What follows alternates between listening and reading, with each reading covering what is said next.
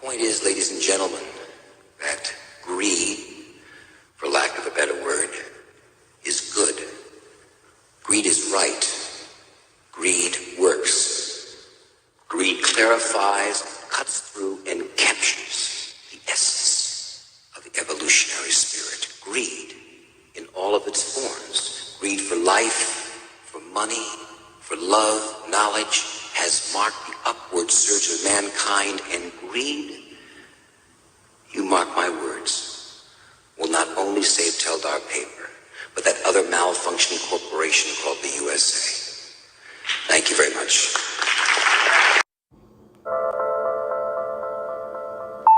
I want you to understand something very clearly. When someone asks you in this country, are you a citizen of the United States? What you think they are asking you is, are you lawfully in this country? Are you lawfully here to do business and be here? That's not what they are asking you. The country is called America. America is the name of the country. But in the 1860s, the late 1860s, a group of men got together and incorporated a privately owned company. Anyone, you see, can incorporate a privately owned company, and a group of men did exactly that. They incorporated a company privately, and they called the company the United States Corporation according to corporate law. And anyone who has a corporation of business knows that according to corporate law, all corporations must have a president. That's the law, and it must have a vice president, and it must have a secretary of treasury. That's corporate law. So the corporation had to have a president and a vice president. Today, when you see the yearly State of the Union address, and when you see the president come out and the Speaker of the House come out, they are essentially holding an annual meeting for the corporation. Regarding the President of the United States, everybody in this country thinks he's the President of America. America doesn't have a president. This is a corporate term used in business. The United States Corporation is a privately owned company, and it's a 10-mile square that it operates in called the District of Columbia. Columbia simply means universal, which also means Catholic. When you start tracing back the ownership of the corporation, called the United States Privately Owned Corporation, then you begin to see that if you say that you are a citizen of the United States, what you're saying lawfully is that you are an employee of a foreign corporation under international maritime law. You are an employee of a privately owned company. Therefore, if you are living in any state such as California, and you're making money here, then what you are doing, quite literally, is moonlighting, because you are already working for, and are an employee of a privately owned company called the United States Corporation, but you are earning money in California. Therefore, you are a franchisee of a foreign corporation under maritime law. It's like opening up a McDonald's here. You can open up a McDonald's, but you're not the boss of McDonald's. The McDonald's Corporation is the boss. They tell you what you can sell and what you can't sell and how much it is going to be, and they call the shots. You can merely be a franchisee operating under their jurisdiction. So consequently, each one of us who call ourselves a citizen of the United States is, in point of fact, a franchisee of a foreign corporation. And once a year, you have to pay what is referred to as a California franchise tax. Let me explain something to you. There are two kinds of law on the earth: Roman civil law and maritime admiralty law. Roman civil law comes from the word civil or civili in Latin, meaning the people of the Illies, or the people of the gods. Civil law is referred to as the law of the land. But there is a higher law that governs the whole earth. There's a higher law that operates on the earth, and it has nothing to do with the civil law of any country, because civil laws are different in every country. You can do things in Africa that you can't do in Spain. You could do things here in America you can't do in France, because the people's law, the law of the land, is different according to the culture. This governing law is called maritime admiralty law. But when you talk about maritime admiralty law, what you're talking about is the law of water. The law of banks or banking law is called Maritime Admiralty Law. And this is why, incidentally, the Statue of Liberty could not be put on land in this country. It had to be put in a port, had to be put in water. Why? Because it's not the Statue of Freedom. It's a Statue of Liberty. Liberty is what a sailor gets when you pull into port. Because the admiral gives the captain on board the ship ownership of your body.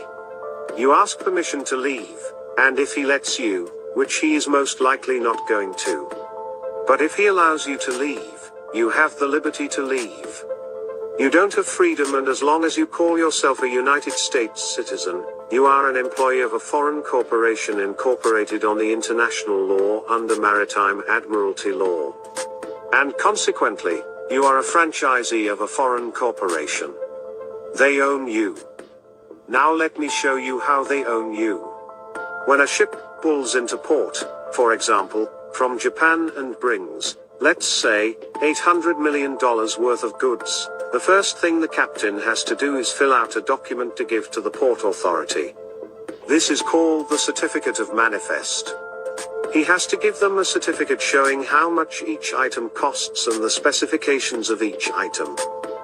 Exactly what are you bringing into this country? How much is it going to cost our banks? How much are we going to have to pay for this? And so it's business that comes in on water, it's Maritime Admiralty Banking Law. And so therefore, each item has to have a certificate of manifest for the ship when it pulls into port and parks. The spot where it parks or docks is called the berthing of a ship. The ship sits in its berth. When you were born, your mother's water broke. And when your mother's water broke, you came out. And therefore you are a Maritime Admiralty product under international law. You and I are products under international maritime banking law.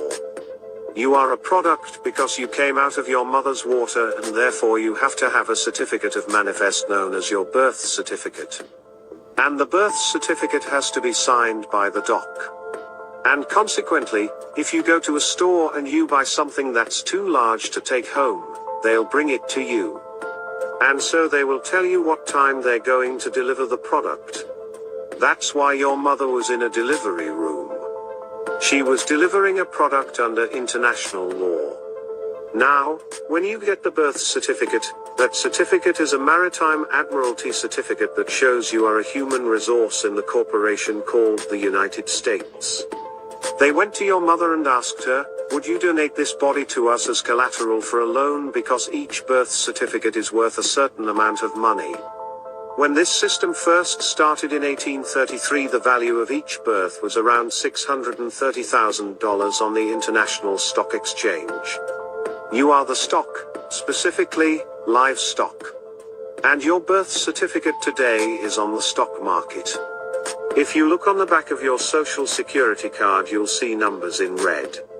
Anytime you see red numbers, they represent your blood. If you turn it on the other side, you'll see it in blue. Blue is Maritime Admiralty, the navy blue, and so, consequently, you are a product that was bought. On the birth certificate, if you look down on the bottom right where your mother signed, before, it didn't say mother or parent. It said informant, because your mother was informing on you under maritime law. She was telling the corporation that she was delivering a new product to them, and here is the certificate of birth, and that was sent to Washington, D.C. They took that birth certificate, and what happened? Let me go back and explain that in the 1860s, when this privately owned company was incorporated, it started growing rapidly. And when any corporation grows too fast, it starts getting out of balance. It started becoming very successful, and they wanted to move out and expand overseas. I'm being very simplistic with this. There's a lot more to it, but I'm giving you the basics. But when the corporation called the United States was founded back in the 1860s, it wanted to move overseas at the turn of the century. And so it started moving into Europe as a hostile takeover they called World War I.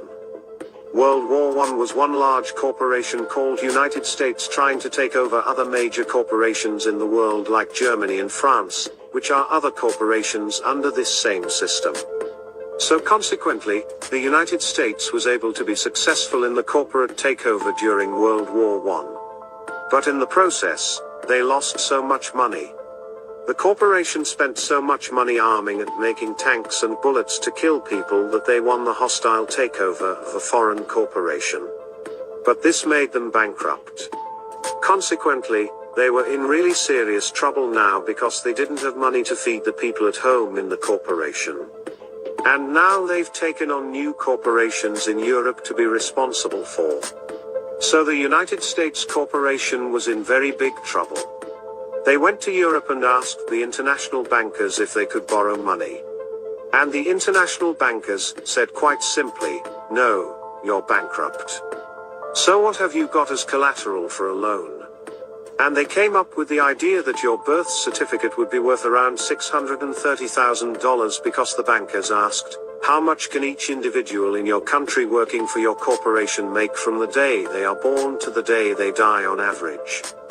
And it came to be about $630,000. So the bankers made a deal with the corporation called United States to credit the United States corporation account in Europe with $630,000 per birth certificate. And this is why today this United States corporation doesn't care about how many people come into this country illegally or unlawfully. They don't care about that. They open up the borders, let everyone in. Why?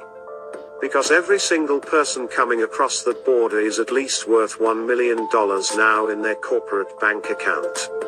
And so that's why the United States is only concerned with undocumented workers. We don't care about people illegally coming into the country, but we don't want undocumented workers because, with documented workers you can cash that in and get that money from the international banks. So consequently, the United States corporation owns you. The corporation owns you and is making money from your life. Something to think about, eh? For their country.